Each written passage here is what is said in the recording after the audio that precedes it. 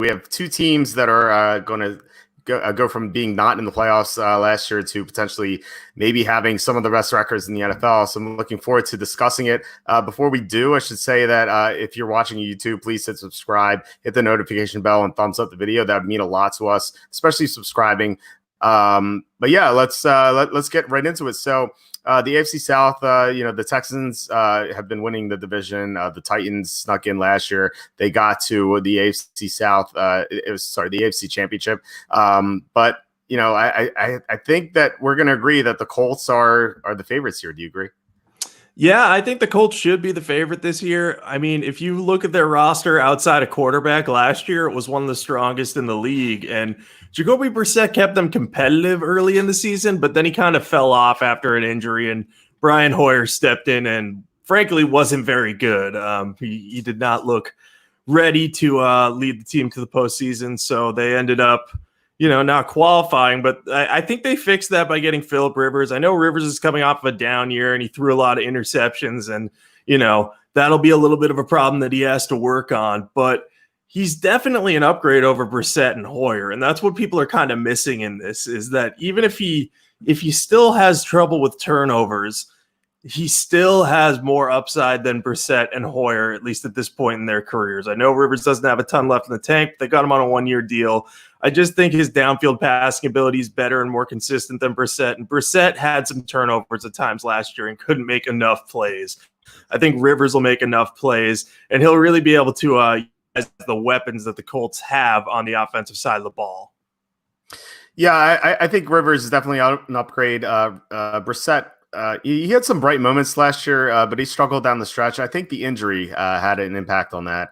But Rivers should be better. I know he struggled at the end of last year for chunks of last year, but the Chargers had such a bad offensive line that he really didn't have a chance. Conversely, the Colts have one of the best offensive lines in the NFL, so I think that's huge.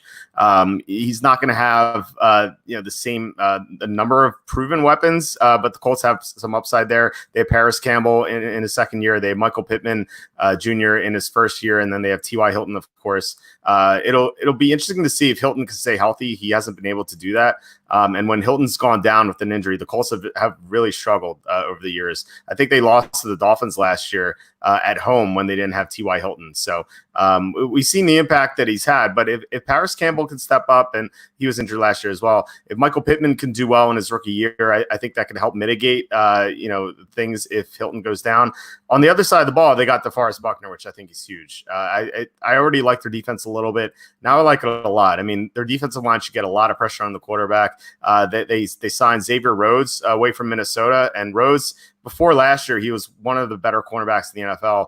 He was awful last year, but I think he can rebound. He's still young. Like he's not, I don't think he's 30 yet, so he should still do better. And so I think the Colts, I love the roster, and if the Chiefs don't make it to the Super Bowl, I think the Colts they're my favorite at least. Yeah, I'd say the Colts are probably my second favorite right now too. I just think that they're bound to improve over last year. And when I'm looking at their defensive line and their defensive depth chart overall, really right now, they have a really deep team. And the addition of DeForest Buckner was huge to really give them a top tier pass rusher up front. And they paid him accordingly. He's probably the second or third best interior defensive lineman in the league. But around him, they have Danico Autry, Sheldon Day, Grover Stewart, Justin Houston, Ben Banogu, and Kamoko Toure, who are two second-round picks. So they have a lot of talent up front. If those young guys can progress, they're going to be in really good shape. And I agree with your assessment of Rhodes. I think he's the perfect bounce-back candidate. They're risking really very little to bring him on. They already have Kenny Moore and Rocky Sin, so they have some solid contributors in the secondary. So I think their team overall and roster is very strong. One area that I think also on offense will help to offset the lack of receiving weapons that the team has, though I do really like Michael Pittman. I think he's a perfect fit as a bigger body complement to Hilton. I think the addition of Trey Burton, if he's healthy, to pair with Jack Doyle is going to be huge, because the Colts have thrived with those two tight end sets in recent years. And they lost Eric Ebron, who obviously has athletic upside and can make a lot of catches, but he wasn't the most consistent guy. Burton kind of falls into that similar category, but he's a bit younger. And if he can get healthy, I think that he'll work as a really good complement to the very consistent Doyle and give Rivers a couple of good receiving tight ends, which he's loved to have during his time with the Chargers. Yeah, I think Bears fans might be angry that you said that, but I agree. I mean, we saw the last time we saw Trey Burton do well was with Frank Reich, and he's with Frank Reich again. So I think that's a good fit. And you mentioned Teray briefly. He missed most of last year, and he looked good when he was in the field. So the Colts are really going to have two new defensive linemen. So I love the team overall. I think they win the division. I think the division is weaker this year. Where the Jaguars declining, the Texans declining. I think the Titans might regress a little bit, but we'll see. I don't know. I think the Titans finish second in this division. Do you agree with that, or do you think it'll be the Texans? I think the Titans are probably better positioned to be there. I just think they have the higher floor as a team. I think they're like the classic lower ceiling, higher floor type of organization. I mean, I don't love the contract that they gave Ryan Tannehill. In fact, I really don't like it because, it looked like that may turn into a bargain compared to what other guys on the market were getting. But because there were so many options, we saw Jameis Winston sign for like a very minimum deal. And then you had Tom Brady sign a 2-year, $60 million. And then Ryan Tannehill gets almost $30 million a year for, like 4 years, which is crazy given that he only played for the second half of last year. And he did get them to the AFC title game, but I just don't know if this team has the same ceiling. I think they're worse off on defense. They lost Cameron Wake and traded Jarrell Casey. And I know they have some young defensive linemen. Jeffrey Simmons was really good when on the field last year, and it was a real surprise. But they've lost those two defensive linemen. They've lost Logan Ryan, who had some issues in coverage, but was a playmaker overall. So I'm not sold on this team being a division winner. I think they have a chance to compete for a wild card spot again. But I'm just a little worried about how the offense is going to hold itself up if Derrick Henry can't handle as big a load as he did last year. And I'm a little bit worried about the losses on defense. And also, I just want to mention, if Ryan Tannehill struggles, their alternatives at the position currently are Logan Woodside and Cole McDonald, an undrafted free agent, the 7th round pick. So maybe not the best time to bet on the Titans, just in case. Yeah, it's not a good sign if your backup quarterback is a nursery song. Old McDonald's not going to get it done if Ryan Tannehill gets injured. The Titans, I think they regress a little bit. You mentioned Jarrell Casey leaving. They lost Logan Ryan which is not like a huge loss, but it is kind of significant. They got Jonathan Joseph at least, but we'll see. He's pretty old. Losing Jack Conklin on the offensive line, I think that's pretty huge. He drafted Isaiah Wilson in the first round, and Isaiah Wilson could end up being a good right tackle, but he's not going to be Jack Conklin this year. So the blocking will get a little bit worse. Derrick Henry had nearly 400 touches last year, including the playoffs. Like that's a huge workload.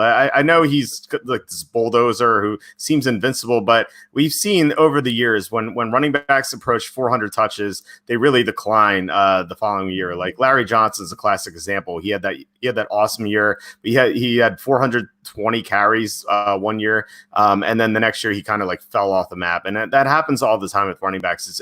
It's not always going to be like that. It's like, but it's close to like a 90% failure rate the next year. So I think Derrick Henry takes a little bit of step backward. Maybe Darrington Evans can do well, picking up some carries in the middle of the season, late in the year. But the Titans, I just don't think they're as good, and they have a tougher opponent now with the Colts.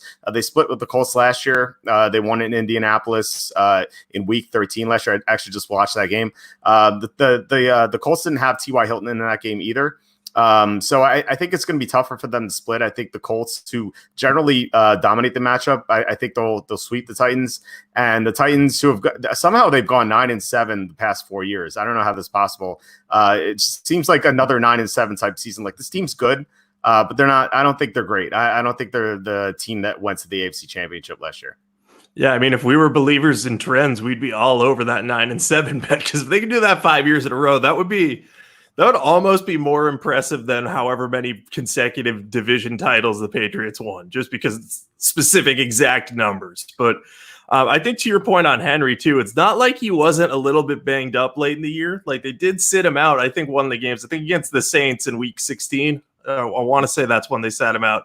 It was the fantasy championship game in my league, and the guy who had Derrick Henry couldn't play him, and it was very upsetting. I mean, obviously, it ended up working out for the Titans, but even if that was just maintenance, it's still worth monitoring. As you mentioned, running backs tend to regress without those major touches. And though they got to the AFC Championship game, it wasn't really Tannehill that did it. So if Henry struggles or does have to deal with an injury and Darrington Evans can't really add the same thing to the running game, Tannehill's going to need to make more plays. And I mean, he was good last year, don't get me wrong, but we haven't seen him consistently find success as a starter at the NFL level yet. So there are just a few too many concerns with this team for me, but I still think they'll fight for a wild card spot. I think that they're solid overall. They have some good young talent.